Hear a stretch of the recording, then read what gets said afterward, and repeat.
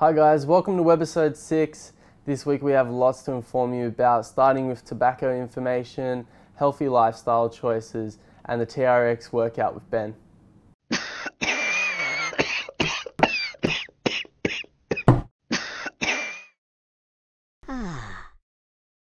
First up we have Sean Appo talking with Jacob Hill about nicotine replacement therapy and Jacob's goal of ultimately quitting cigarettes. My name's Jacob Hill. I'm 19, come from the Bundjalung Nation, and my father's from over west in Perth, the Bibbulmun Nation, in the southwest of Perth, southwest of Western Australia. So I grew up in Newtown, Marrickville area, in the inner west for about 10 years. I lived in Marrickville, and I've lived in Newtown since I was 14. Excellent. So now, tell us when you started smoking and why it was that you started smoking. Yeah, I started smoking on and off. When I first touched a cigarette, I was 13 with my friend. We were at a park, and he said, "Look, just give it a try." I had a puff, coughed for about 10 minutes, so. And then I just gradually, on and off, I'd have a cigarette or two before school, and then I'd go without a cigarette for 6 months, and then I'd pick one up again with the friends and everything like that. So it was just really on and off. And then full time I started smoking when I was around 16, 17. I lived in the Territory for about a year, and then up there I started smoking full time, and it's just, yeah. So what was it about living in the Territory that made you start smoking full time? I guess I wasn't in schooling, and I didn't have a job then. So a lot of things was boredom, and I've found with smoking a lot of the thing with that is boredom. Okay. What about parents or other role models that you may have looked up to? Did they smoke when you were young? Yeah, my mum's a full-time smoker. She's been smoking since she was 14. So I guess having that person there, you know, seeing them smoke all throughout your life, it's obviously been a constant thing. My dad also, he smoked, and a lot of aunties and uncles have smoked and everything like that. Yeah. So now, how many cigarettes per day would you be smoking? Probably be smoking around 15, yeah. 15 cigarettes. On a good day, in terms of saving cigarettes, I'd probably go with 10, so half a packet. But other days, it sort of varies. I can smoke 20 cigarettes in a day, but mostly around 15. And at the moment, how much is a packet of cigarettes costing you? My local tobacconist is probably around $19 for a packet of Winfield Blue 20s. Okay. So yeah, it's... And what kind of things throughout the day make you feel like you need to have a cigarette? I guess it's just a ritual.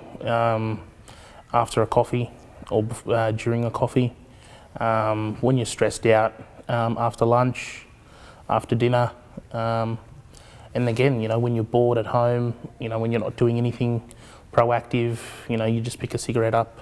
Yeah. And what kind of things do you find stress you out during each day? Sometimes it's, you know, the people that you interact with. Other times it's just you feel stressed and you feel the need for a cigarette. So yeah, it's interesting to hear you say that, because a lot of times people who smoke, they actually confuse feeling stressed for having a nicotine craving. So it's actually your body and your brain mostly is sort of screaming at you to say, where's our nicotine, where's our nicotine? And then as soon as you have that first puff, yeah. that nicotine goes straight to the parts of the brain that's stimulated by that, and then it starts calming down. So it'll be interesting talking with you over the week to see what kind of stressful situations you do come across, and then trying to separate out, okay, are you actually being stressed out by something, or is it your brain craving that nicotine? So hopefully we can come up with some ideas to get you thinking about that during the next week. I guess what I wanted to also discuss was, why do you think you should quit smoking? I've got a long family history of, on both sides of the family, of heart troubles, heart disease. My dad suffered from emphysema. He also suffered heart troubles. My auntie suffers from emphysema. My grandmother on my mother's side went through a triple bypass heart surgery to do with smoking. So it's, you know, it's prevalent there in both sides of the family. So, you know, having that added, you know, I guess stress on my lungs and my heart, yeah, it's just, you know, I really do want to quit.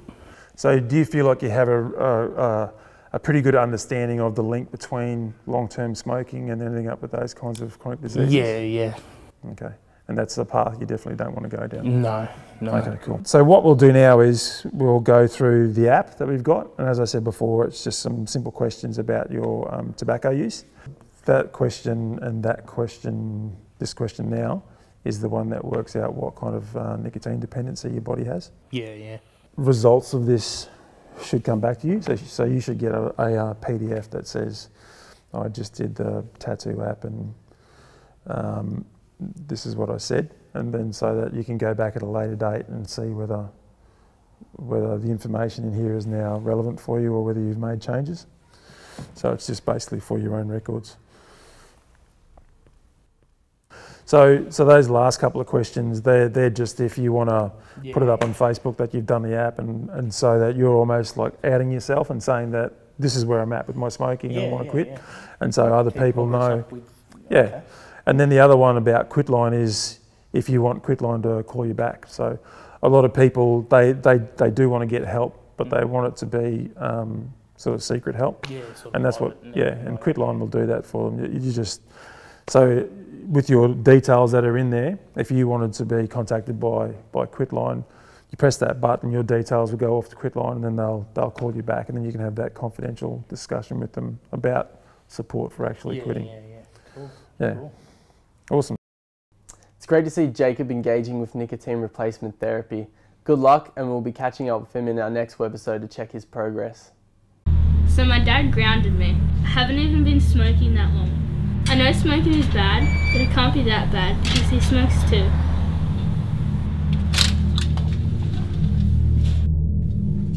Lillian, I'm home. Children learn from those they admire. What are you teaching them? What are you doing? Where'd you get that from? Quit for yourself, quit for your family, quit for life.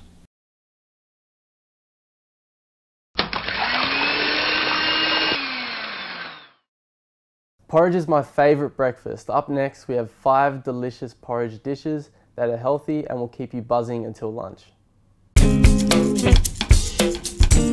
Hi everyone, welcome to Eat to Live Well. Today we are changing up the traditional porridge dish without spending too much money and still keeping it healthy. The standard porridge dish consists of 1 cup of milk, half a cup of oats, a bowl and 2 minutes in the microwave. After you make the basic dish, you can add a variety of toppings. Option 1, apples, sultanas and cinnamon. Option 2, sultanas and apricots. Option 3, bananas and syrup. Option 4, mixed frozen berries. And option 5, kiwi fruit for a summery breakfast.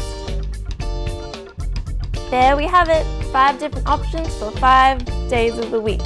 Please leave a comment below, we would love to hear about your porridge creations.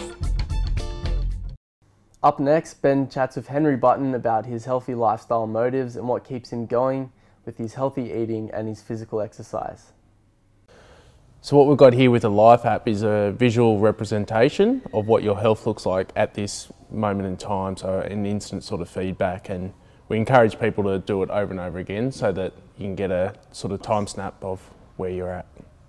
So we're here today with Henry, the superstar of the National Centre of Indigenous Excellence, and I'm just going to get him to introduce himself to you. Obviously my name's Henry, Henry Button, come from Cummeragunja, moved to Sydney September '09. Previously I've worked in the health and fitness and aquatic industry on and off since 1996. One of my best mates found the job advertisement for the NCIE in the Courier Mail. I got in touch that night, I think, and I just always felt that this centre was built for me to come work here. So I love the centre. So tell us a little bit about growing up in Melbourne. What was your childhood like? So growing up on the Murray River, we were always active as kids. We grew up with bush, so we're chasing kangaroos, rabbits through the hills and all those sort of things, sand hills, swimming in the river every summer, playing cricket every summer, and obviously during winter we're playing footy. So I was always, as a kid, very, very active. You leave school and you drop off a little bit. And so you talk about that period after school where you dropped off a lot of this activity level, I guess. Yeah. What would be some of the barriers there that you faced? I was working on the CDEP at the time. My first job was a CDEP, 10 hours a week or something like that, 15, maybe 20 hours a week. All that spare time, because I wasn't with my mates, being active, kicking the footy and playing cricket and those sort of things, basically just sitting around watching tally. From being physically active, 3 to 4 times a day, every day, to just being active, on the weekend and so on. During winter that was. Summer is a different thing because we're down the river all the time, swimming to keep cool, so yeah. So have you ever been a smoker? No. Have you ever tried smoking? As a child I might have had one or two, just hanging around because that's what was in at the time, but it was never for me. Okay, so you tried it, was it because you saw elders smoking or other mates or? The cousins I grew up with were like 3 to 4 years older than what I was. That's what they were into. So, I wanted to be like my older cousins who I, idolised and stuff like that. So it wasn't for me. So I met you probably about 3 years ago now. It was the tail end of your weight loss journey. So tell us a little bit about that. Where'd you start and what was your goal? We were trying to have a child at the time, unsuccessful. So I thought, I've got to get myself right first to give us every chance of having a child. So how it started was we were at a wedding one night, 7-course meal, so the food just kept coming and coming. And when you're raised in the country and you got probably 10 people living in a 2-bedroom house, you're taught not to waste your food. So the food kept coming and coming, and I said to my wife's mother at the time, I said, tomorrow I might start a detox. And she laughed at me and said, yeah, right. I cut out probably the main factor that I ate a lot, which was bread. Bread and potatoes, so it's just a starchy carbs. So I ate a lot of fruit, a lot of veggies, a lot of grilled chicken, grilled fish, so on, nuts, drank a lot of water. So I'd lost 34 kilo in a total of 17 weeks. The first 20 kilo was all food. Exercise was only walking. We had a 12-week challenge here amongst the staff members. I'd miss the start of it. I would walk probably a minimum of 3 hours a day. So for me, just the walking was a big factor because I could still feel myself, I was lifting weights towards the end of it, of the challenge, but I could feel myself gaining fitness just from walking and eating. No soreness in my joints, no aches in my muscles. I wasn't restricted in any way. So I thought, what, I'm feeling really, really good. So you talk about walking that 3 hours and you use your lunch times. How else did you find 3 hours a day to get that walking in? So I would walk to the train station. There was one night in particular I was feeling really, really good. I just chucked my headphones in. I walked from here to the Ashfield train station. After doing a training session here, I'd often go for a bit of a walk afterwards just because my body was feeling sensational. And I kid you not, that weight loss is the easiest thing I've done in my life. Once you get into a routine and you stay disciplined, it's easy. Right now there's a little bit of a time issue because we have like a 20-month-old daughter at home. Okay, so you're talking about changing your goals and your health and how that looks at different times of your life. What's been the catalyst for you to select your goals? I do enjoy the way I look, but more importantly, I love the way I feel. Sleep better at night and you more energy when you wake up in the morning. What I did do though is I probably made it more about the exercise rather than the food. So I've got to make the focus back on eating more vegetables. Still eat a lot of fruit. I don't eat a lot of junk. It's just that I'm not eating the veggies. So you spoke about coming up from Victoria to Sydney following your wife. How difficult was it changing a support network or creating a new support network when you're up here? My initial thinking is as long as I'm able to play cricket. I do have family here in Sydney that I see every so often. It's never been a major issue, but I am thankful for the, the friends that I've created since working here. You talk about the challenges of having a young family now. Is that a motivation for you to, or a different trigger for you in terms of what your health looks like? As our daughter is getting a little bit older, one of us are going to have to chase after her and so on. And if we decide, we're going to try for another child, it's the same thing. It's, I want to be healthy. It's probably a good idea that I do give the footy away. The mind is willing, but the body is probably not as good as I would like it to be right now, which is, probably the signs is not to overdo things and, hurt your body really badly, and you're not going to be able to, run around after your daughter and so on. So you're talking about, not that you're old or anything, but how your body's changed as you got older, playing things like football and cricket. How have you modified your training to keep yourself able to play? During the summer, it's not an issue because of the warmer weather. Cardio running, high intensity running is not an issue, but gets a lot harder during the cold. Your joints hurt a little bit more, and maybe an alternative to doing all those cold night trainings, and maybe looking into yoga, just increase balance, strength and flexibility and so on. I know that you've used spin bikes in the past to help you get back to running. So I found through one, riding a lot, but also teaching the spin classes, is that I was gaining the strength in my legs to be able to run all day, but run with power. Because of my age, I've slowed down a lot. Cycling helps, keeps my legs strong, and just I feel that power there, and I'm able to run a bit better. Yeah. All right, thank you, Henry. No worries, thank you, Ben.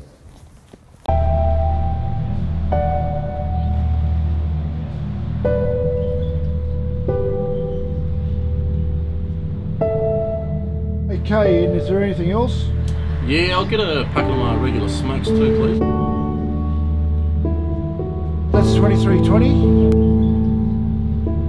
Well, I've only got $22. $23.20. How much does smoking really cost you? Quit for yourself, quit for family, quit for life.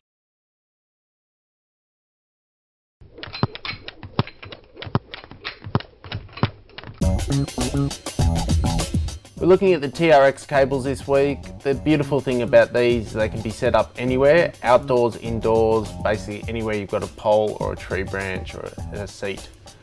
First exercise we're going to look at is an underhand pull. What you're going to see is both Josh and myself are working at a low level here, at a beginner level, so a little bit of angle on the body and just pulling with an underhand grip, just so that your hands come towards your armpits. Next one we've got is just a chest press. Similar to a push-up, what we're looking at is hands coming towards your shoulders and pushing straight out and together.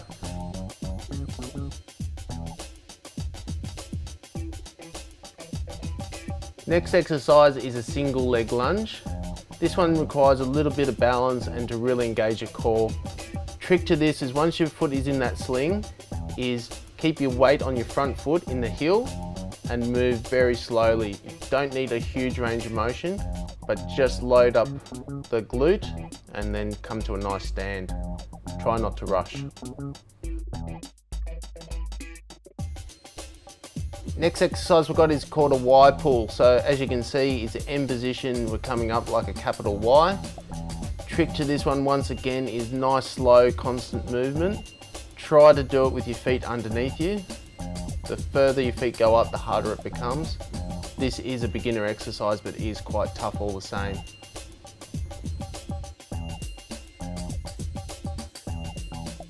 TRX squats are a great thing because as you can see, both of us can go right towards the ground, which is a bigger range of motion.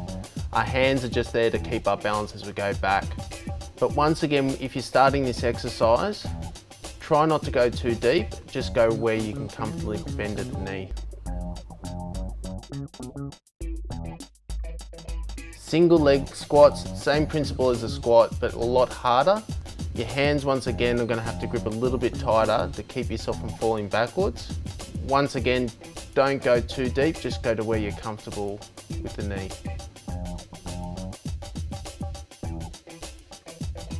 Tricep extension, what we're going to do is get both elbows up above your ears, and then you're going to bend, keeping your elbows as tight to your head as you can. Try not to let your elbows come too far in front of your face throughout the exercise. Bicep curls, a simple one, just bring your hands to come up towards your shoulders. Try to touch them onto your shoulders if you can. Once again, keep your feet underneath you. If you need to make it harder, feet go further towards the wall or go higher in the air.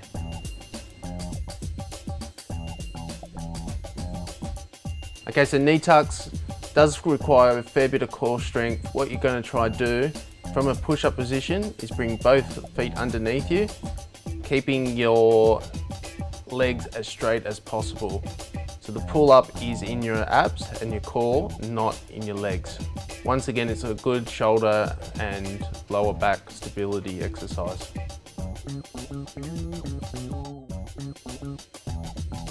Hip press, starting with your knees bent at 90 degrees and your heels in the sling, just lifting your hips and pelvis off the ground towards. You'll feel a lot of pressure in your hamstrings, so it is quite good for hamstring strength and glutes.